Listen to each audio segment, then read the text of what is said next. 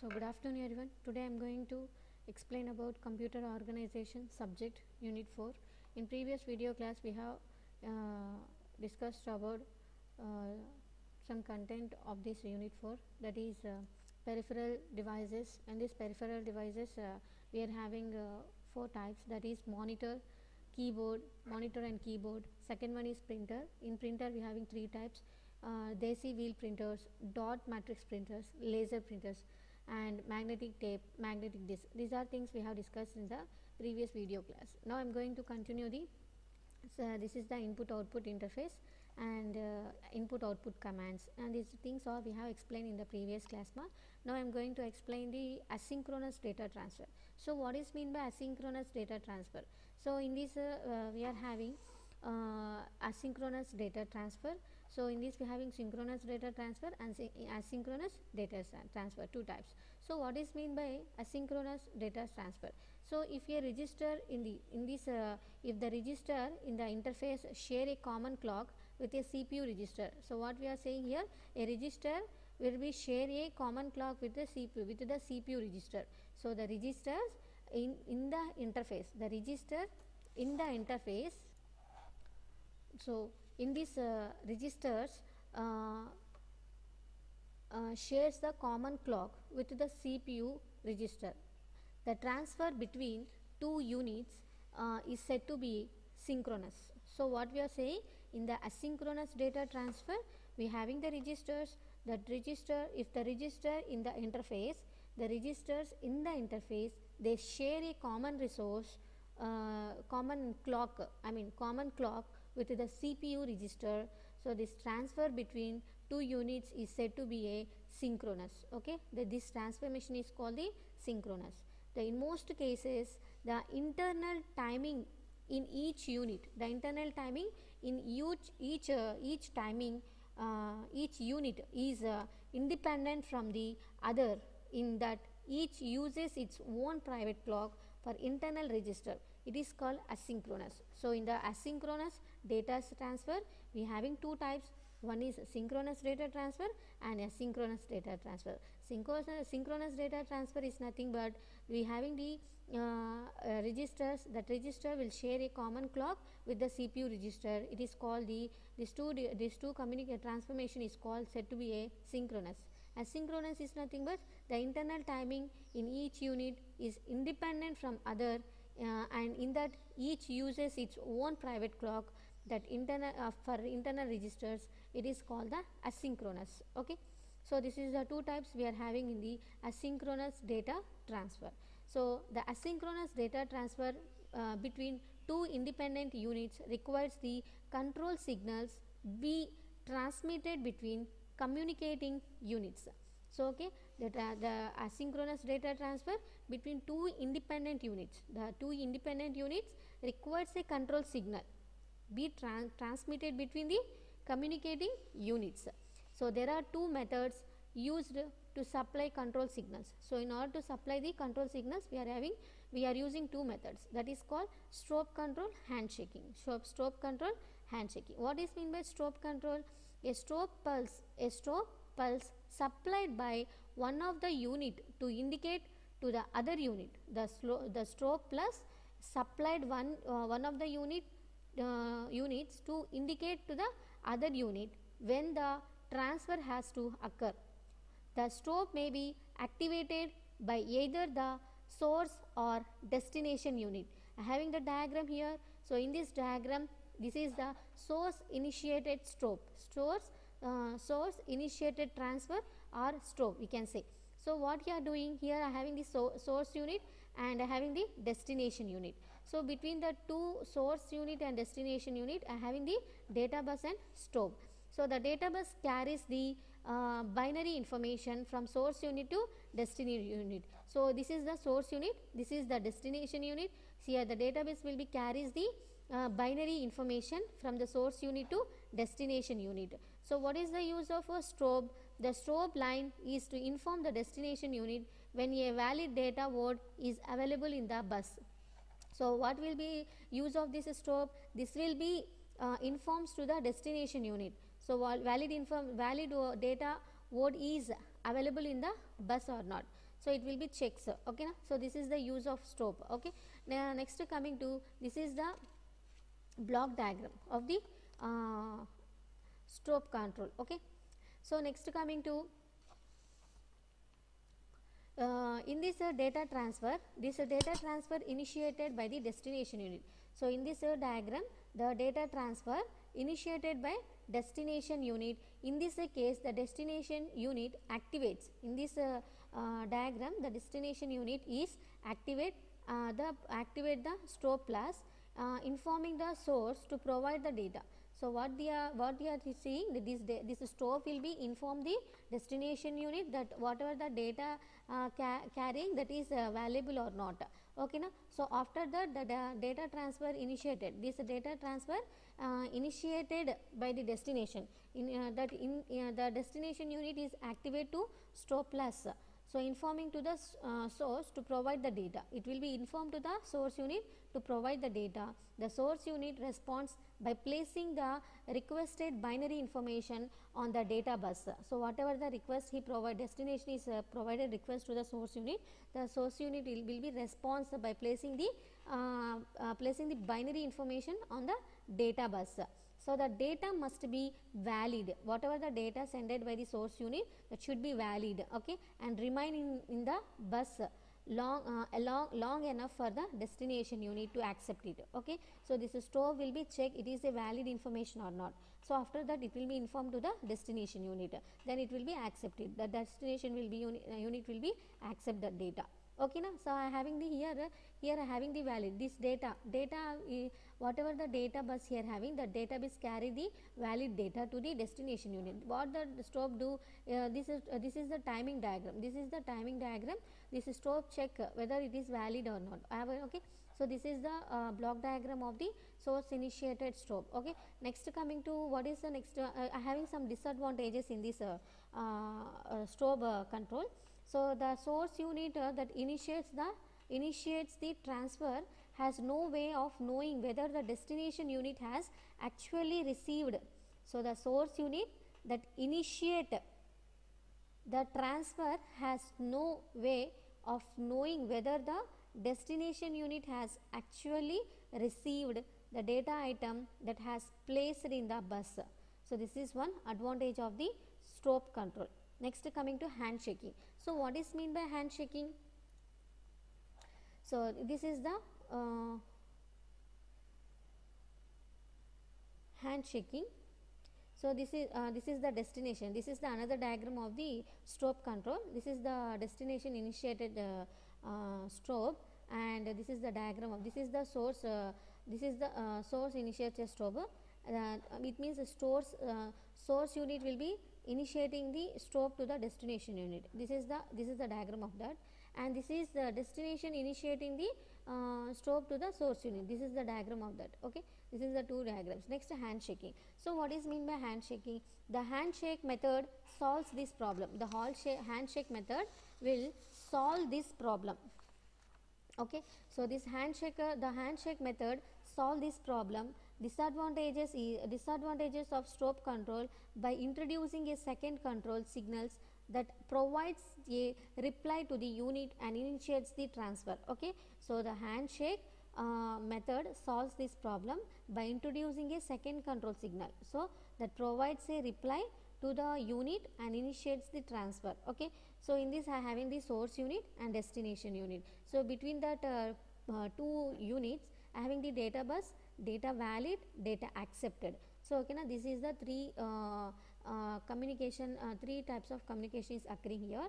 So in this what I am having in this diagram, so the two handshaking lines are data valid. The two handshaking lines are data valid, which is generated by the source unit.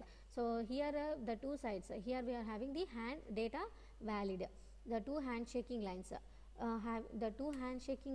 are data valid, so that is generated by the source unit, and data accepted source unit, and data accepted generated by the destination unit. So data bus means data bus is connected between the source unit and destination unit. This data valid is generated by the source unit, and data accepted line is generated by the destination unit. The source unit initiates the transfer, the source unit, this is the source unit. At the left side having the source unit that initiates the transfer by placing the data on the bus and enabling its data valid signal. The data accepted signal is activated by the destination unit. After it accepts the data from the bus, the source unit that disables the data valid signal which validates the data on the bus. The destination unit disables the data accepted signal and the system goes into the initial state. The source does not send the next data item until after the destination unit shows its readiness to accept a new data by disabling its data accepted signal. The source unit in this case does not place data on the bus until after it receives the ready for data signal from the destination unit. From there, the handshaking procedure follow the same pattern as the source initiated case. So in this diagram, having the this is the diagram of sequence of events. Okay. So in this this diagram is the timing diagram. This is the block diagram. So now this I explained about this block diagram. So this is the data bus valid data. It will check the valid data or not. It is the data valid. This is the data valid. After occurring this one, this will be occurred. After that, it will be occurred. Data accepted will be occurred. This is the timing diagram. So this is the sequence of events. The first, the place the data on bus, enables the data valid. So it will be goes to the here accept the data from the bus, enables the data accepted. After it will be moves to the disable data valid, invalidate data on bus. After that, disable data accepted, ready to accept the data initial state. Again it moves to the first position. So this is the sequence of the events. So next coming to this is the destination initiated transfer using handshaking. So in this destination, so this in the handshaking in the destination the source unit, what the source unit will be performed. So it will be occurred in the reverse wire. So in the this is the same performance. So this is, if you see this one, so in the first diagram having this source will be initiates to the destination, and destination again initiates to the source, and source again initiates to the destination. This like will be occur. Now destination will be initiates. Now in this destination will be initiates to the source that ready to accept the data, enables ready for data. So it will be sent to the source unit. Source unit will be get that request that place the data on bus, enable the data value. Again it's response to the replies to the destination unit that accept the data from the bus, disable ready for the data. Again it will be sent to the source unit. So this like after completing after an initial state, it will be moves at the destination unit. Again it will be repeated. So this like the repetitions will be occurred. Okay, na? So this is if the timeout, if one of the unit is faulty, the data transfer will not be completed. Such an error can be detected by means of a timeout mechanism which produces an alarm. If the data transfer is not completed within a permitted time, the timeout is implemented by means of an internal clock that starts counting time when the unit enables one of its handshaking control signals. So this is called the synchronous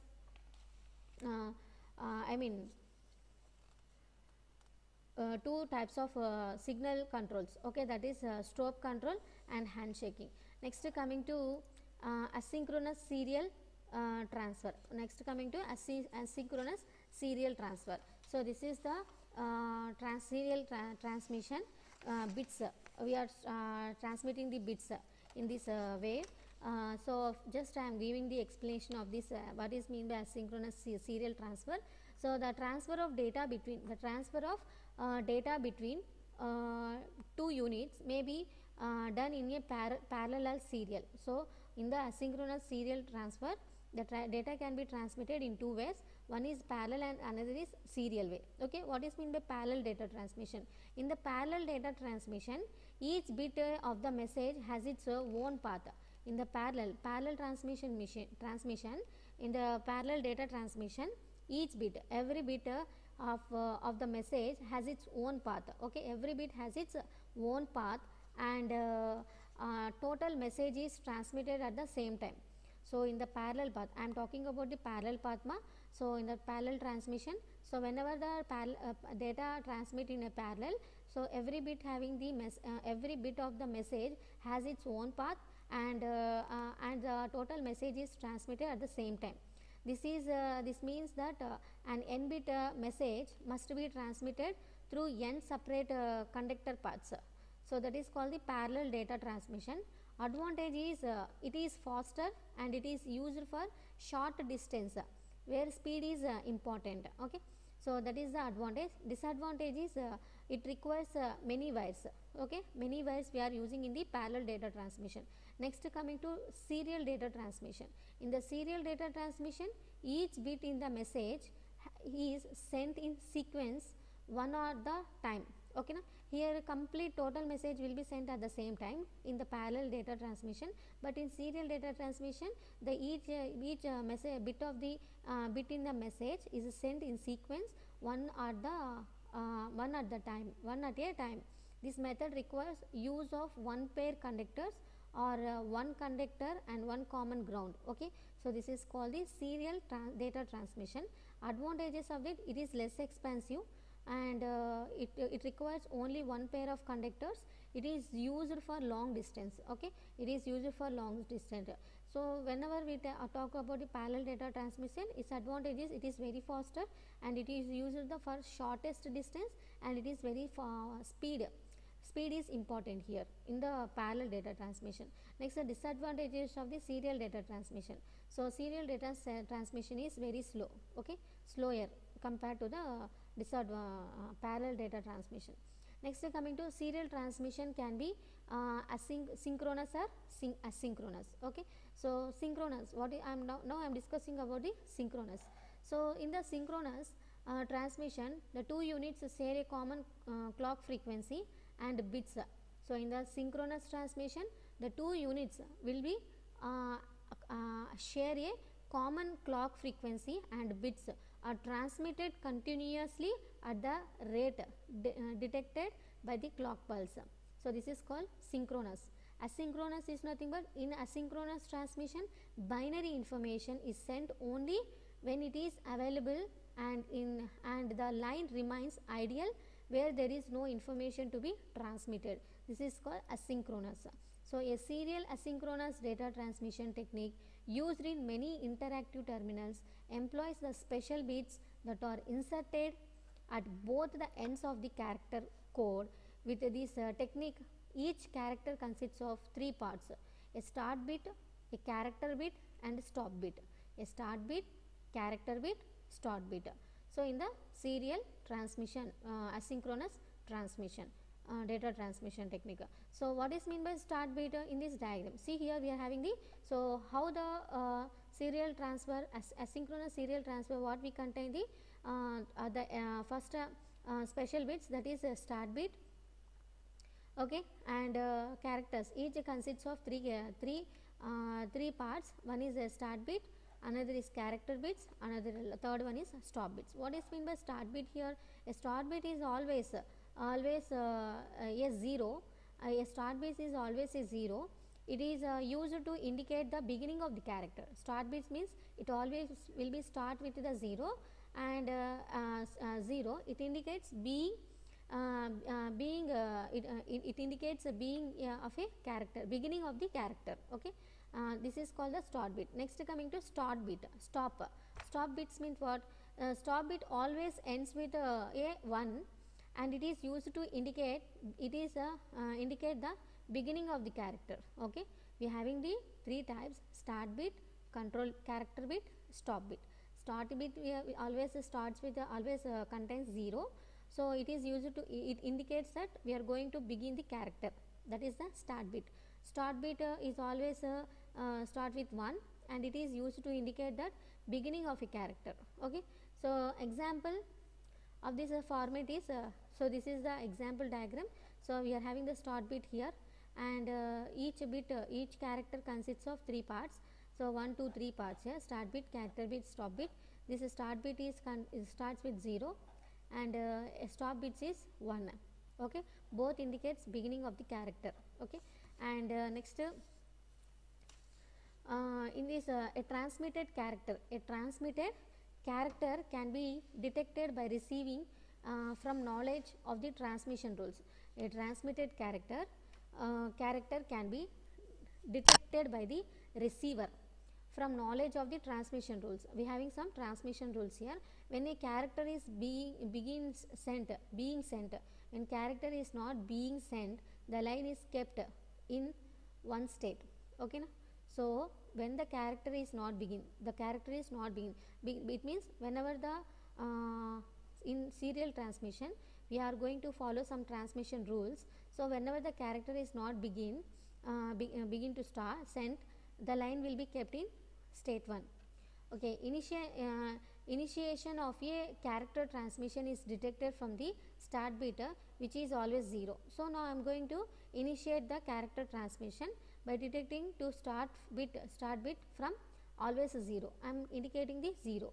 The character bit always follow the start bit. So, the character bits in the middle we are having the character bits. This character bit always follows the start bit. So, after the last bit, the character is transmitted. After the last bit, the character is transmitted. A stop bit is detected when the line returns to the one state for at least 1 bit time. Okay. So, by using these rules, the receiver can detect the start bit when the line goes from 1 to 0. So, this is the rules of the transmission. Next asynchronous communication interface. What is mean by asynchronous communication interface? So, in this interface, so where is the interface here? So, in this we are having interfaces. Okay. So, interface, in this interface the interface is initialized for a particular mode of transfer by means of a control byte that is loaded into the control register. So, here we are having the control register. So, in this control register I am going to load a control byte. In this control register I am going to load a control byte, and it means the particular mode of transfer by means of control byte that is loaded into the control register. The transmitter register, this is the transmitter register. This transmitter register accepts a data. This transmitter register will accepts a data byte from the CPU. This will be accepts the data from the CPU through the data bus. So, where is the data bus here? So, this is the data bus. So, this is these lines are the data bus. So, from the data bus through the data bus it will be accept this transmitter register accepts the data byte from the CPU. Okay, from the CPU. And the receiver portion, where is the receiver portion here? So, the receiver portion receives a serial information.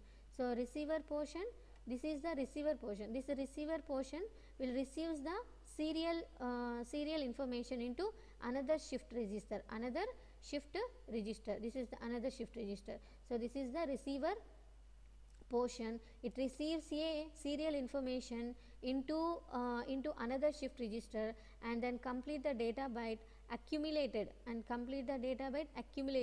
it is transferred to the receiver register, and next receiver register. So, the CPU can select the receiver register to read the byte through the data bus. So, the CPU can read the status register to check the status of the flag bit, to check the register of the flag bit. Okay, and determine if any errors have occurred. The chip select, the CS means chip select, the chip select and the read and write control lines, write control lines communicate with the CPU. Okay, communicate with the CPU.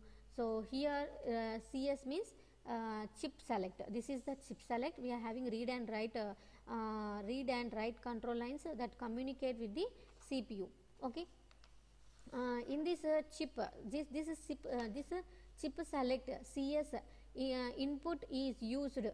CS input is used to select the interface through the address bus and interface to the address bus. The register RS. RS means what? Register select.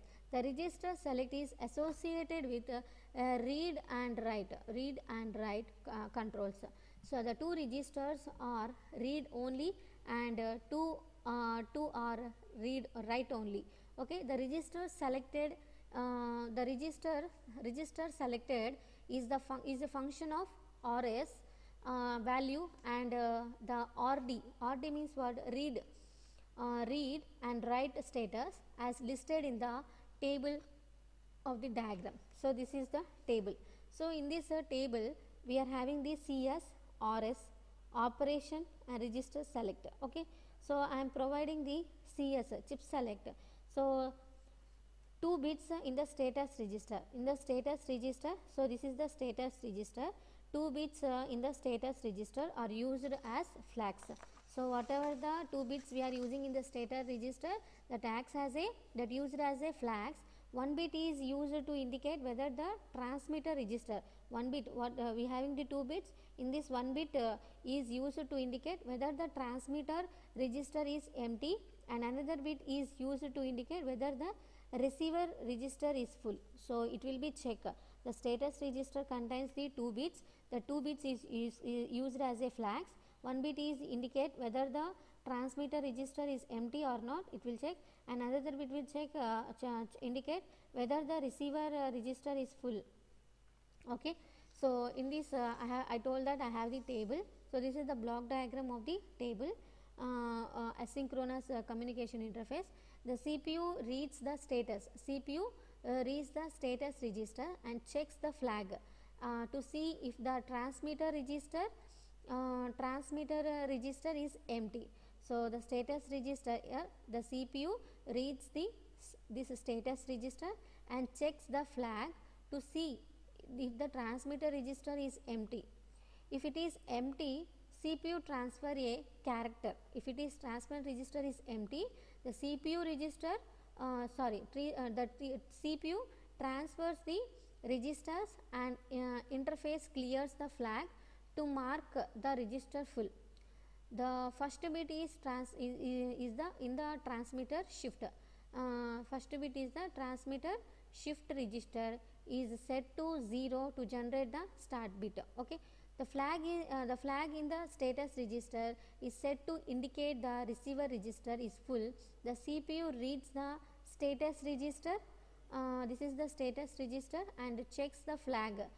And if set reads the data from the receiver register. Okay, the CPU can read the status register at any time to check if any errors have occurred.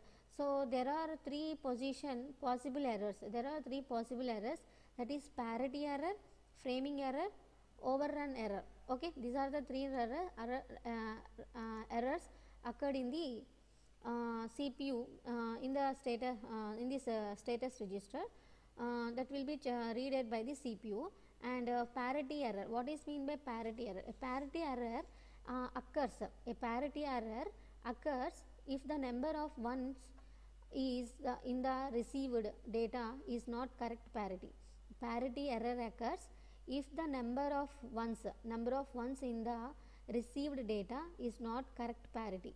That is called the parity error. Next, framing error. Framing error occurs if right number of stop bits is not detected at the end of the received character. That is called framing error. Next, overrun error. What is mean by overrun? The overrun error occurs if the CPU does not read the character from the receiver register before the next one becomes available in the shift register. So this is called the overrun error. So this is the complete explanation of this asynchronous communication interface. So depending on this diagram, I totally explained about this asynchronous communication interface. Next, coming to first in first out buffer. Okay, FIFO buffer. So what is mean by FIFO buffer? Definition I have. First in first out, buffer is a memory. Buffer is a memory unit that stores information in such a manner that item first is in item first out. The item which is first, that is in item first out. So FIFO buffer comes with separate input and output terminals. The important feature of this buffer is that it can input data, its input data and output data at two different rates, and the output data are always in the same order in which the data entered the buffer. So in this first in first out, this is the block diagram of this first in first out. So first whatever the things values available, that is first in first out. So FIFO buffer, FIFO buffer means first in first out. Buffer can be useful in some or all the applications when data are transferred asynchronous. So it contains the 4-bit, register, that is R1. So in the R1 we are having 1, 2, 3, 4, that is R1 lines, which is control register with in the okay. So in the R1 I having the 4-bit register. So it has the 1, 2, 3, 4 control lines, and control register with flip flops, FI. This is the FI, and in this FI I is 1, 2, 3, 4 or each register, one for each register. This is the registers we are having. So in every register having the FI. So for FI I having the 1, 2, 3, 4 connections. Okay, 1, 2, 3, 4 for every register, each and every contains the same. So the FIFO, first in first out, can store 4 words. First in first out can store the 4 words. Okay, 4 words of 4 bits each. The number of bits per word, can be increased by increasing the number of bits in each register, and the number of words can be increased by increasing the number of register. What the point? The number of bits per word. So number of bits per word can be increased. Okay, can be increased by increasing the number of bits in each register, and number of words can be increased by increasing the number of registers. Okay, so this is the working of this FIFO.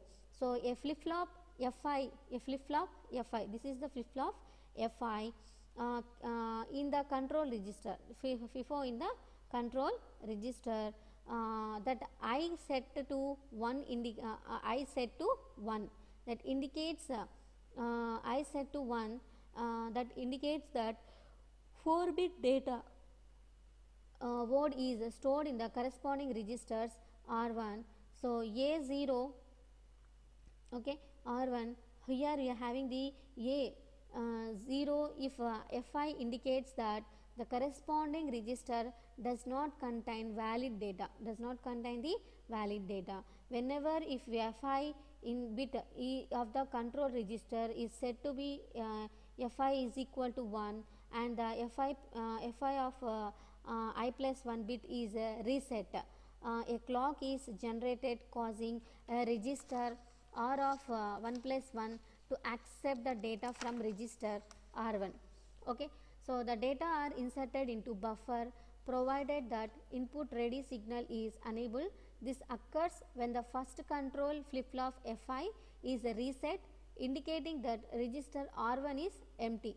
Okay, so data are loaded from the input lines by enabling the clock in R1 through the insert control lines. The same clock sets F1 which disables the input ready control, indicating that FIFO is now busy and unable to accept more data. So the ripple through process begins provided that R2 is empty. The data in R1s are transferred into the R2 and F1 is cleared. This enables the input ready line, indicating that the inputs are now available for another data word. Okay, so this is the first in first out. So in this first in first out, this is 4 into 4 FIFO buffer. So in this if the FIFO is full, F1 remains. If the FIFO is full, F1, this is the F1, F2, F3, F4, F1 remains. Set the input ready lines stay in the 0 state. Okay, stay in the 0 state, and note that the two control lines input ready and insert constitute a destination initiated pair of handshake lines. Okay, so the output ready control line is enabled when the last control flip flop F4, this is the F4, is set, indicating that there are valid data in the output register R4. Okay, output register R4. The output data from R4 are accepted a destination unit. So destination unit, delete the control, it enables the delete control signal. So this resets F4, causing output ready to disable, indicating that the data on the out are no longer valid. So only after delete the signal goes back to 0 can the data from R3 and F4 will remain in the reset state, can be remain in the reset state. So in this this is the explanation of the first in first out. Okay, so this is the 4 registers for register R1, R2, R3, R4 having, and having the flip flops F1, F2, F3, F4. This is the S set and reset. Okay, so regarding these things I am going to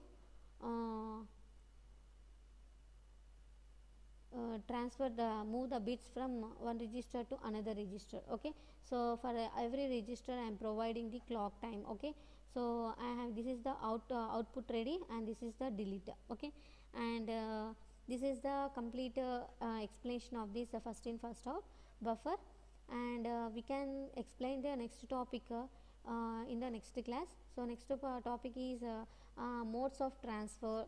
Okay, this is the flow chart of that, an interrupt initiated input output, and